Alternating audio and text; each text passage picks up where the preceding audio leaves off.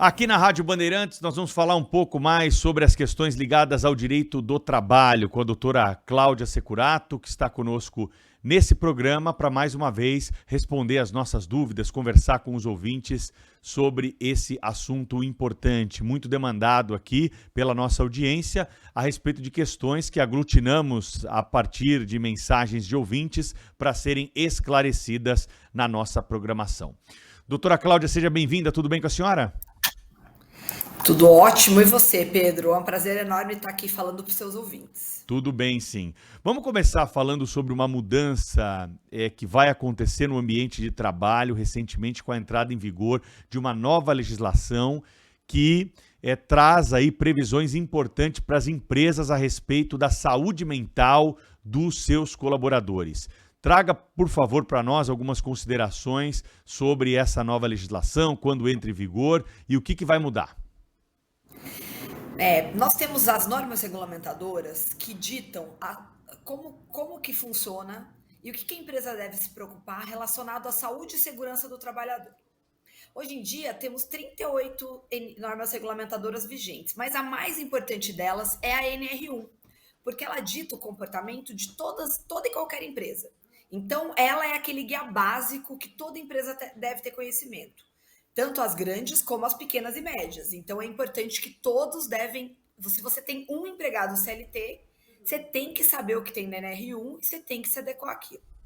Até esse ano, a NR1 dispunha e regulamentava apenas os riscos físicos, químicos e biológicos da empresa. E não falava nada sobre riscos psicossociais.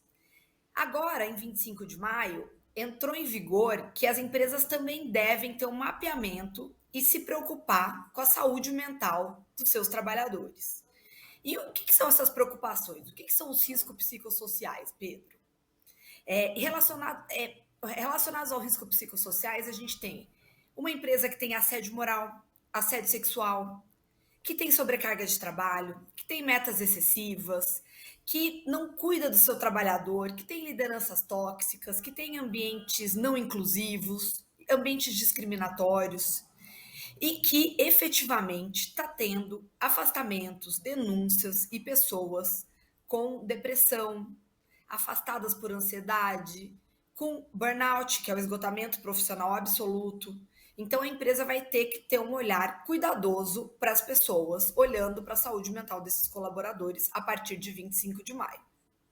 A legislação traz de forma expressa o que cada empresa tem de fazer, ou isso é um critério que vai ficar na interpretação e as empresas já podem, de alguma forma, tomarem medidas que serão usadas, né, em caso de questionamento sobre essa adequação, doutora Cláudia?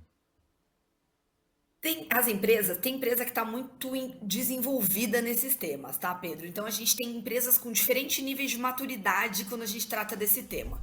Porque esse é um tema seríssimo, né? Tem muitas empresas que já estão preocupadas, que já estão mapeando esses riscos. As empresas que não estão fazendo isso ainda, o ideal é que assim se mapeiem, que passem um questionário para todos os funcionários e que consigam que as pessoas, bom número de respondentes, que mapeiem como que está o clima organizacional ali. Que também mapeiem se tem empregados afastados ou entregando laudos psiquiátricos excessivamente num setor, etc. Que analise suas reclamações trabalhistas. E o Ministério do Trabalho disse, essa semana, é novíssimo isso, que ele vai, até entrar em vigor a lei, ele vai soltar um modelo que ele gostaria que fosse seguido. Ainda não tem esse modelo, tá? Ainda não tem isso ainda não está explicado e cada empresa está fazendo do seu jeito, por enquanto, tá? Mas o Ministério do Trabalho disse que vai soltar aí recomendações de como deve ser feito. A gente tem que aguardar um pouquinho ainda. Perfeito. Agora tem uma questão que eu não sei se a Justiça do Trabalho já enfrentou, que é o seguinte: a pessoa pode estar com algum diagnóstico que não esteja relacionado ao trabalho. Essa diferença vai ser importante. Por exemplo, ela teve um problema familiar, de relacionamento e acabou entrando num quadro de depressão. Isso vai ser abraçado por essa modificação? A empresa pode, de alguma forma, ser cobrada por não ter propiciado um protocolo para se evitar essa questão, se a origem do problema, segundo o diagnóstico médico, não vier do ambiente de trabalho? A norma regulamentadora, número um, é para problemas relacionados ao trabalho especificamente. E essa é uma grande crítica das empresas. Muitas empresas têm vindo a público, têm falado em fórum, falando: olha, é mais uma lei para onerar o empregador. E muita empresa questionando mesmo essa confusão entre vida pessoal e trabalho, né, Pedro? Muito difícil você conseguir dividir, né, as pessoas. Então, tive uma morte na família, tô com um problema sério de saúde, tem alguém na minha família muito doente. Isso impacta ali no meu trabalho? E aí eu tô colocando a culpa no trabalho? Um ponto que também sempre vem à tona, questão de segurança pública. Empresas que sofrem assaltos, entendeu? Como que você tem assalto no lugar que você trabalha, com tiro, com tiroteio, com polícia, e você não fica abalado emocionalmente? A empresa vai pagar por isso? Então, tem muitos temas sendo questionados nesse ponto. Mas, em tese, a norma regulamentadora é para falar só de riscos psicossociais no trabalho. Então, o empregado, para ter direito, né, a um afastamento, a ser considerado burnout, ele vai ter que comprovar que ele responde mensagem 24 horas por dia, que ele é acionado fora de horário de trabalho, que ele sofreu um assédio muito grave ou que ele vem sendo assediado há muito tempo, ou que ele tem metas extremamente abusivas e excessivas de trabalho. Então, ele precisa comprovar a relação com o trabalho. E essa comprovação ela é feita única e exclusivamente por laudos médicos? Algum exame pode ser solicitado? Existe algum exame que possa detectar esse tipo de argumento por parte do colaborador para a empresa? Essa é outra crítica muito grande das empresas também, Pedro. Porque o afastamento começa, o primeiro atestado, a pessoa vai no convênio no plano de saúde, ou ela vai passar no próprio médico dela. E os laudos psiquiátricos são subjetivos, né? Eles podem sim, é diferente de um laudo ortopédico. Você não vai ter um laudo que você quebrou um osso sem você ter quebrado um osso. Nunca um ortopedista vai te engessar sem você precisar. Sim. E o laudo psiquiátrico, em contrapartida, é algo subjetivo, é uma análise que depende muito ali né, é uma análise muito, que não tem uma objetividade. Isso tem sido bastante questionado. Então, para você conseguir o primeiro afastamento, você pode entregar o seu laudo do seu médico pessoal. A empresa deve ter o seu médico do trabalho de confiança e pedir uma segunda análise. Se essa pessoa ficar afastada mais de 15 dias, ela precisa ir para o INSS, que tem seu médico do INSS para fazer essa análise também. Então, ela passa por uma série de médicos aí até que seja reconhecido o burnout, o esgotamento profissional. Perfeito. Nós estamos conversando com a doutora Cláudia Securato, que é advogada especializada na área trabalhista. Doutora Cláudia, muitas dúvidas chegaram aqui ao longo dos últimos dias à Rádio Bandeirantes sobre essa questão do empréstimo consignado com FGTS. Gostaria também que a senhora trouxesse uma orientação geral para os nossos ouvintes a respeito dessa modalidade de crédito que está sendo ofertada pelo governo. E muita gente não entendeu ainda direito como é que funciona isso, se é uma boa, se não é. Quais são os aspectos mais ligados aí à legislação que nós temos para as nossas considerações iniciais desse tema? Olha, Pedro, eu acho que assim, isso é uma posição muito pessoal minha, né? Que o fundo parou de ser fundo de garantia e deveria ser chamado de fundo de interesses, né? Porque cada governo coloca o FGTS para trabalhar para eles quando eles estão com baixa popularidade. Isso é bastante complicado e vem sendo usado como manobra eleitoreira por todos os governos indiscriminadamente. O FGTS foi criado em 1966 para que o empregado poupasse dinheiro, com a pífia justificativa de que a pessoa não tem capacidade, a pessoa adulta não tem capacidade de guardar e gastar seu dinheiro da melhor maneira possível. Então, a empresa paga 8% numa conta vinculada do governo para o empregado. Então, são dois particulares, tá? A empresa prefere pagar 8% para mais para o seu empregado e ter ele mais feliz. E o empregado prefere ter esse 8% no bolso para ele gastar como ele quiser. Só que isso tem uma intervenção estatal completamente desnecessária. Completamente desnecessária. Então, e ele só pode ser levantado se você é demitido para comprar casa própria. E agora, há pouco tempo atrás, teve o saque aniversário, né? Que muita gente usou esse benefício. E agora que a gente está precisando injetar dinheiro na economia, porque o Brasil está em crise, eles surgiram com essa história do empréstimo consignado, que é o trabalhador podendo usar seu próprio dinheiro pagando taxa elevada para a Caixa Econômica Federal. Mas a gente também tem as pessoas no Brasil estão muito endividadas, né, Pedro? Então é sempre uma alternativa quando você precisa do dinheiro, você pegar esses empréstimos consignados. Os juros são razoáveis, entendeu? São menores do que se você for pegar um empréstimo bancário comum. É claro, né, que o governo utiliza esse dinheiro do fundo de garantia do trabalhador e há as condições aí para se levantar. Na tua visão, era necessária uma revisão na forma de utilização dos recursos do FGTS, doutora Cláudia? Eu sou a favor do fim do FGTS. Totalmente, de ser abolido. Aumenta o salário das pessoas em 8% e o empregador paga para o empregado e cada um poupa seu dinheiro da maneira que quiser. E olha o entrave que isso causa no judiciário e nas ações trabalhistas e nas empresas, Pedro. Com certeza você já ouviu isso. Empregado pedindo para fazer acordo com o patrão. Quero muito sair daqui, não quero mais trabalhar aqui, mas não posso pedir demissão. Mas, Pedro, por que você não pode pedir demissão? Porque eu não posso ter meus 20 anos de fundo de garantia ficar lá guardado na caixa. Eu vou perder 20 anos de fundo de garantia, a pessoa tem o extrato, ela recebe todo mês aquele extrato. Ela sabe o dinheirão dela que está lá parado. Isso cria um clima terrível nas empresas. Aumentaram o número de ações por pedido de rescisão indireta, que é um pedido de que o empregado dá justa causa na empresa, por conta disso. Você consegue confissão dos empregados. Eu sou advogada patronal, tá?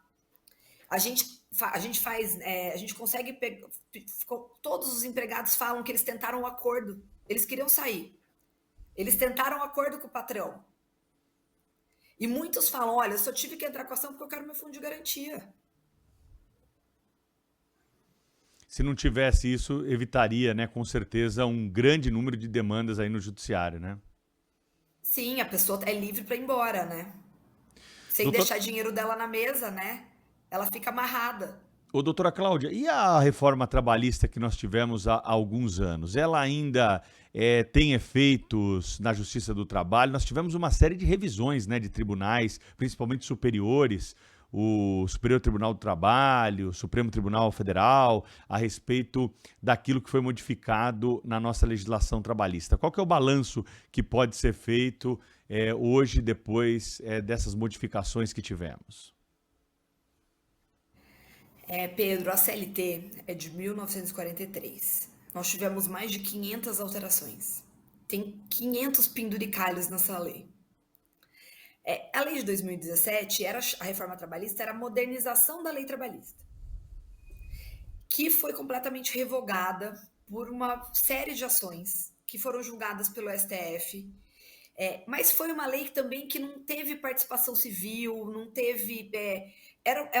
foi uma lei que veio de uma maneira muito complicada, com muitos pontos a serem questionados mesmo. Acho que essa lei precisa ser melhor estruturada, né? A gente precisava de uma lei completamente atual, precisava assim de um grupo de estudos para fazer uma nova legislação trabalhista. A gente está vendo aí que o mundo do trabalho muda todo dia, toda hora. A gente não está conseguindo acompanhar as mudanças do mundo do trabalho. Você acha que uma lei de 1943 consegue acompanhar? E até falando das pessoas que precisam cumprir essa lei. é muito fácil, né, para uma grande empresa, para um grande banco, para uma empresa multinacional gigantesca, contratar os melhores advogados e seguir a lei. Mas e as pequenas e médias empresas brasileiras? Como que elas vão entender esse emaranhado de leis, de novas decisões, de jurisprudência? É muito delicado, né, trabalhar com essa colcha de retalhos que temos aí. Mas eu me lembro que a reforma trabalhista foi aplaudida por grande parte da sociedade, por trazer algumas modernizações. Legislado sobre o negociado, tinha essa história aí, outros pontos também que estavam em descompasso com o que há, por exemplo, no direito comparado com outros países. Essas regras pequenas, essas modificações, elas sumiram, desapareceram por conta de decisões judiciais que modificaram a interpretação da própria lei? O negociado sobre o legislado continua. E é um ponto super importante e super interessante. O ponto que foi aplaudido e que tem duras críticas é a questão dos empregados não pagarem para processar em hipótese nenhuma. Então, hoje na Justiça do Trabalho você consegue ajuizar uma ação trabalhista e não e falar que você é pobre na acepção jurídica do termo, que você está desempregado e não pagar nada no processo. É a litigância de Então, má-fé, né? não é litigância de má fé, Pedro. Quem entende que esse ponto é razoável fala que esse é o livre acesso ao judiciário, Tá. tá? Mas gera algumas discrepâncias. Que quando você tem algum tipo de penalidade, você pensa muito mais e você estrutura muito mais o ajuizamento da sua ação. Então vamos lá. Uma pessoa que entrava com uma ação trabalhista com 30 pedidos, com 20 que eram se colar-colou e 10 que eram razoáveis, começaram a pensar melhor para entrar. Porque o que acontecia? Eu posso, mesmo se eu tiver assistência judiciária, eu vou pagar honorários de sucumbência sobre a parte que eu perder. Isso é justo. Então eu pedi uma ação de 100 mil, ganhei 10, sobre 90 mil eu pago honorários de sucumbência. Faz com que as pessoas reflitam mais o que elas têm prova, o que é justo, o que a gente vai entrar. Tem muita ação aventureira na Justiça do Trabalho.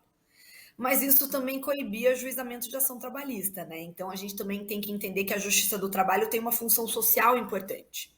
Claro. E nessa linha da função social da Justiça do Trabalho, eles conseguiram revogar muitos pontos aí da reforma trabalhista. Que a reforma trabalhista era uma reforma trabalhista pró-trabalho, não pró-trabalhador.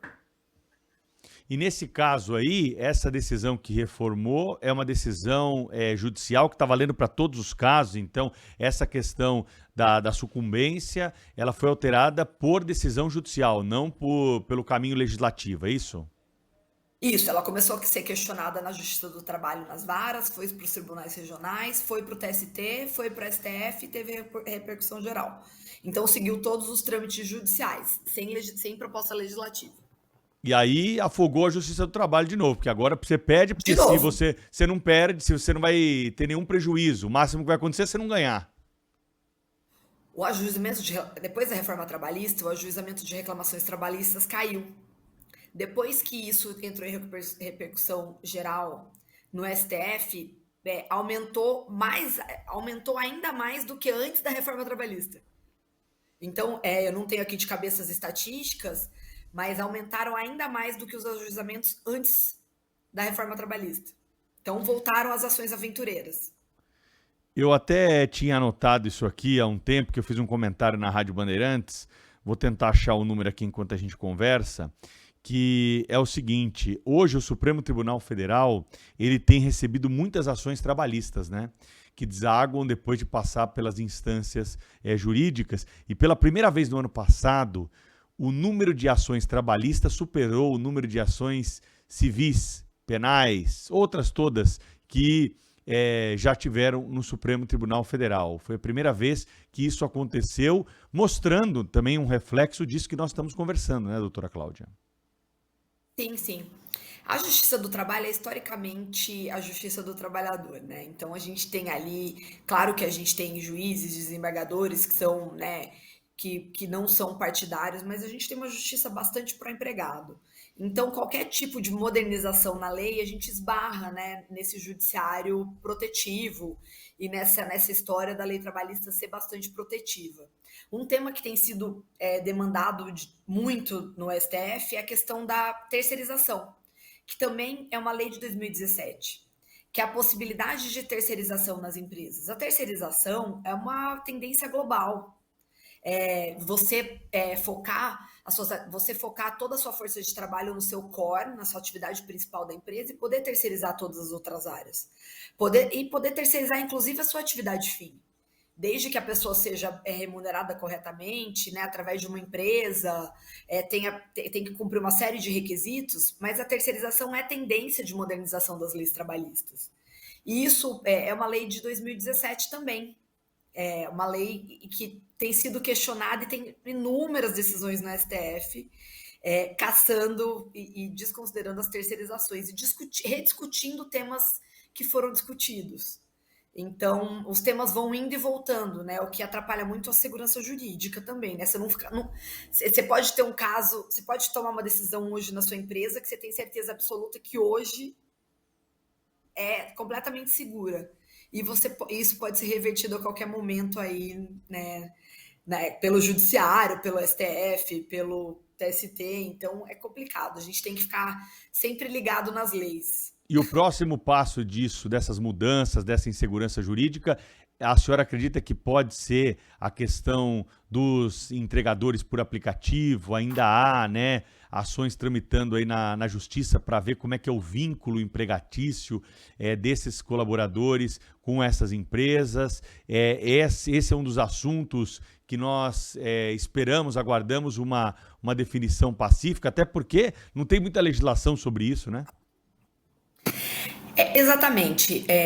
Faltam as leis são muito morosas no Brasil. Demora-se muito para fazer as leis. As leis não estão conseguindo seguir o mundo do trabalho, não conseguem se atualizar. Então, os entregadores estão sem nenhum tipo de amparo. Mas, ao meu ponto de vista, e também no ponto de vista do TST, e de algumas decisões que já sinalizaram para isso no STF, eles não são empregados seletistas.